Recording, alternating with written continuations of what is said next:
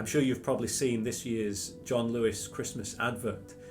It tells the story of a couple getting ready for Christmas. But strangely, the man is preparing for Christmas by trying to learn how to skateboard, and very often suffering for it. We see him suffering the humiliation of friends laughing at him, and the aches and pains of a banged knee and a sprained wrist. And it leaves the viewer wondering, why is he doing this? It all becomes clear in the final scene of the advert. The doorbell rings, and standing at the door there is a teenage girl clutching a skateboard and accompanied by a social worker. This girl is in the care system and she is in need of a home for Christmas. And it all becomes clear.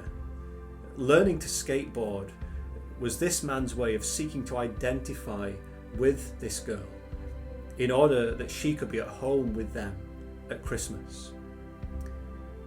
It's a great advert, but what I love about it most of all is that the kind of love that is shown to this girl reflects the kind of love that is right at the heart of the Christmas story. What love is this? A love that is willing to identify, willing to suffer, and willing to adopt. In the birth of Jesus, we see a love that is willing to identify. God the Son became a human and stepped into this world as one of us. He was born in Bethlehem 2,000 years ago, all in order to identify with us.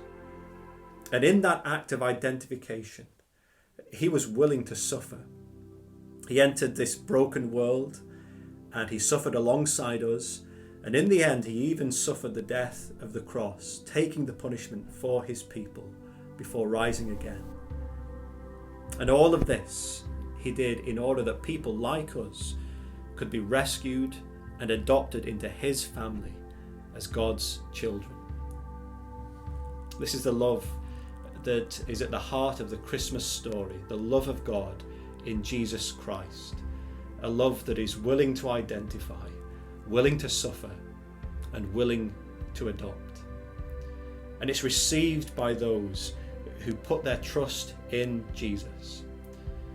In John chapter 1 and verse 12 we read this: "To all who did receive Jesus, who believed in his name, he gave the right to become the children of God." We hope that this Christmas you discover for yourself this love of God in Jesus Christ. Have a very happy Christmas.